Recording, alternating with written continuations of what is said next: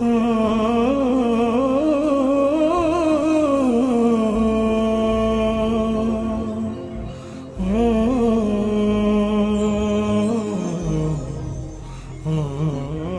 علیکم ورحمۃ اللہ وبرکاتہ. قدرمنو تاسو له دوه ورځې مخکې د پیر په ورځ باندې یوه واقعه شوې ده. هغه والد صاحب سره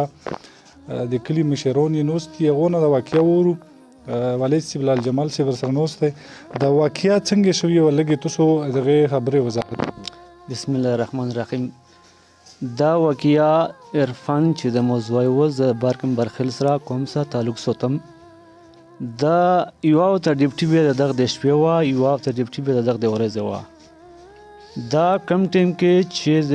7 بجې چوټي وشوه، انډسټري روډ باندې دا کارخانه کې وه، د پیپونو کارخانه وه، کپسر انجینیرنګ. دغه نه د 7 بجې چې کله راووتو نو بهر چې روډ له راووتلو دلته د سټاپ کولو ګوړي له دله بیا د سټاپ ګوړی ورتلو. دا دغه چې کله دا روډ کراس کولو دا په دغه ټایم کې یو ګوړی راغی چې ناڅاپي حادثه وشوله، ګوړي والا وولو، اکسیډنټ وشولو. دا چې کله ګوړي وولو نو ګوړي والا چې کوم دی په موقع وتښتېدو. دا په سړک باندې پروت و. د سینجې مونږ چې بیا لوړو ولته کله چې پوښتنه وکړه نو موږ له د سینجې والا دا خبره وکړه چې په دغه ټایم کې بجلي نه وه. درزه مو ورودو چې بهر راووتو نو کاس په سړک باندې پروت و چې وویرېدل موږ سره ګوړي له مشوره کوله خو څوک ودرېدل نه. په دغه ټایم کې اچانک د پولیس موبایل راغی. موږ هغو له وویل چې بهي دا کس دی دا ګوړي وولو، خو ګوړي والا په موقع شته نه تښتېدلی دی. پولیس والا دا لاش اوچات کړلو، کمپلیکس له ورسولو. کمپلیکس نه بعد تقریبا چې په دا منځ کې 7:30 بجې وې چې مولا د ترونې نه کال وشولو. ویل چې ته لال جمال خبرې کوې؟ ما ورته وویل چې ویل چې تاسو بچی چې هغه عرفان جمال دی، هغه نیمه ګنټه مخکې په یو ځای کې تشدد وشو، اکسیډنټ شوی دی، خو ډرایور د موقع نه تښتېدلی دی. نو هغه لاش مونږ اوچات کړلو او مونږ کمپلیکس هسپتال رسولی دی. مو په جواب کې دا پوښتنه وکړله چې آیا دا زنده دی یا مړ دی؟ نو هغه موږ له وویل چې تاسې روشو چې کله هسپتال ورسېږو نو بیا تاسو له پته ولګي، خو لیکن موږ له هغه د مړه و د ژوندي خبر رانه کړلو. دا ورته وایي چې کله لکه ټوله رابطه وشوله او پولیس کله ویشتولو په دغه ټایم کې دا وفات شوی و که ژوندی و؟ یاره وروستو چې مونږ د هغې نه بیا مونږ له چې کله کال کېدو نو دا پوسټ موږ دغه ملګري چلولی و چې یاره په کمپلیکس کې داسې یو کس پروت دی و شناخت یې د افریدي د کمبار کومې تعلق سره کېږي. تاسې وکړو چې دا څوک دی؟ آیا که چا له معلومات کېږي چې د لاش پسې روشي پته به ولګي چې مړ دی که ژوندی دی؟ خو موږ له داسې معلومات ده چې موږ ورته لاړو، موږ معلومات وکړلو دا چې کوم دی ولته د ساور کړې وه. چې کله لکه دا ټوله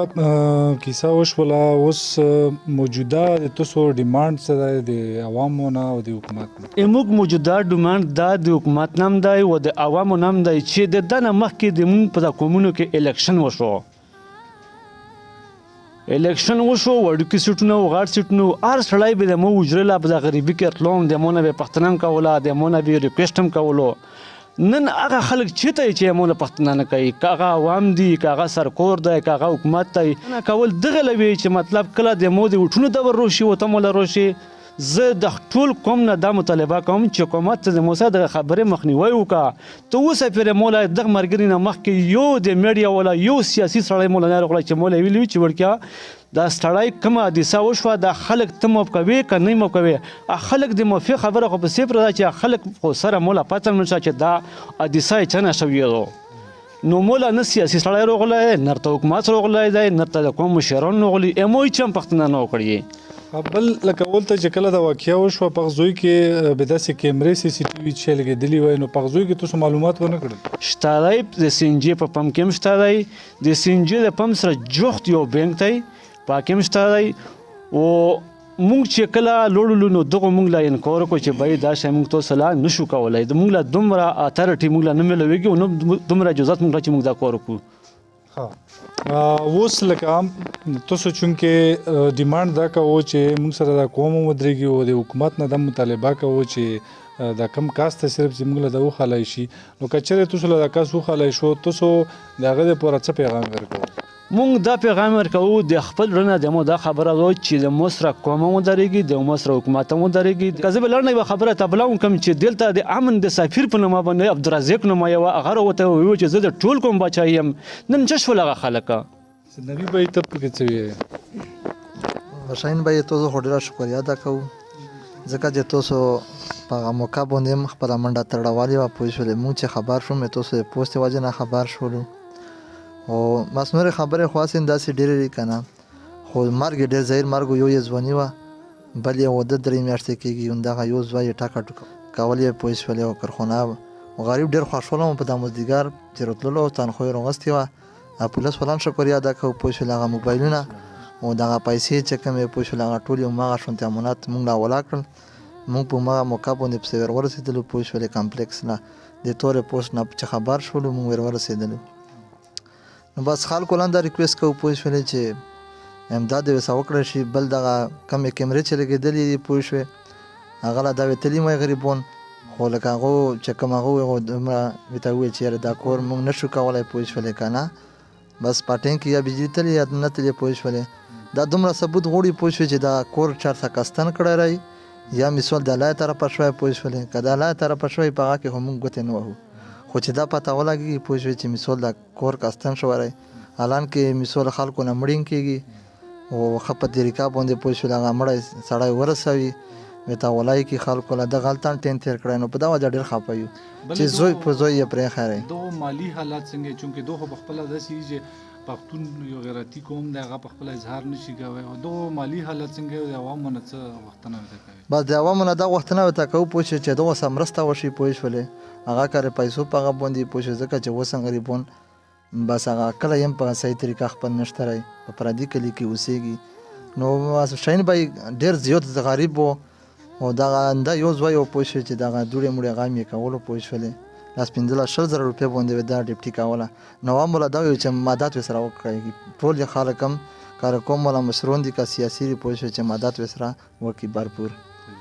سړک باندې تقریبا چې څومره وخته به پروت وای هېڅ کم نه وي نږدې کېده چې چا اوچت کړی وای و د پولیسو له موږ ډېره ډېره شکریا ادا کوو چې دا په باندې راغلل او ښه یې سمبول کړل او ښه یې زوی له رسولی او چې کوم امانت ورسره و غریب سره آیا ټول پلور له دا ولا کړی د پولیسو له موږ ډېره شکریا ادا کوو په مو داسې اورېدلي لکه ولته موږ چې کوم ذرایع دي هغو ویل چې کله دا حادثه وشوله تقریبا نیمه ګنټه وښایي 45 منټ دا ولته پروت و چې چا لوس نه لکه چا ویشتولو نه نو دا بوره کې ته پولیسو له دا خبره وکړله چې مې په باندې څنګه تېر شولو که نه نو چې غږ هم واورېدو ډریور له مې وویل چې یاره غږ نه و چې دی چې تر واپس شو که نه نو چې دی په سړک باندې څټ مخکې پروت و سر یې شلېدلی و نو خلک هم ورته ویلو خو خلکو ګوتې نه ویلې او نه یې وچتولو او د پولیسو له ورته هغې نه بعد چې ګوندي که نه بس اوچت کړی دی و ښه یې ورته ټکسي نیولی دی هسپتال یې راوړی بیا یې میلرینګونه کړي چې کوم امانت ورسره و ټول امانت یې میلر وکړی دی په هغه باندې پولیسو له مې په دا باندې ډېره ډېره شکریا ده دې سره یو 18 سال بس ماشوم مې ورته وي 2-3 میاشتې کېدې و د په دا کې دوې درې خبرې داسې یو خو عوام لکه داسې چې یوه واقعه کله وشي نو په کور دی چې یا پولیس در خبر کړي امبولینس یا ګوړي له یې واچوي که چېرې دغه کویک ایکشن کړی وای نو دا به اوس کیدای شي چې باد شوی وای یوه خبره دا بل دغه چې کوم ډیمانډ دی ډیمانډ دا دی چې موږ له صرف خپل د کاس چې کوم دی ملزم دا معلوم شي چې دا څوک دی او پته یې ولګي کیدای شي والد صاحب په مطابق باندې دی وایي چې کیدای شي چې زه موف هم کم دا ممکنه ده قومي مشران چې کم د برکم برسا یا د پردي قوم څخه کم تړلي خلک دي چې هغه په هر یو اکټیویټیز کې چې کم شي کې دو فایده وي او شهرت یې کېږي پاکه مخکې کېږي 19 تاریخ پرې په هر دروازې له به ورځ شل ځلې راتللی دغه نن دویمه دریمه ورځ دو اوسه پر یو سیاسي کس ورته نه راغلی دا د افسوس خبره ټولو سیاسي خلکو له کم خلک چې متعلق ډپارټمنټ دی چې دغه د کم پمپ ته او کم سره بینک ته دغه نه صرف سی سی ټي وي فوټیج ډیمانډ دی دغه چې مونږ کاسو پیژنو چې څوک دی او بل کله کاس د ویډیو کسي خپل پر ځای وي هغه له هم د خاصه چې پرې دو یو ښه سوچ یو ښه رسم او رواج دی هغه چې روشي په ننوتې باندې کېدای شي دوی موف کی د دومره غټه مساله نه خو چې دی پټ شوی دی ټول غټه مساله دا کې جوړه شوې ده توقع دا لرو چې په دا خبرو باندې به اعمال درآمد وشي ان شاء الله راتلونکي مرکو سبي ځل بیا موږ تاسو ملاقات کی ترغه دمه الله پامان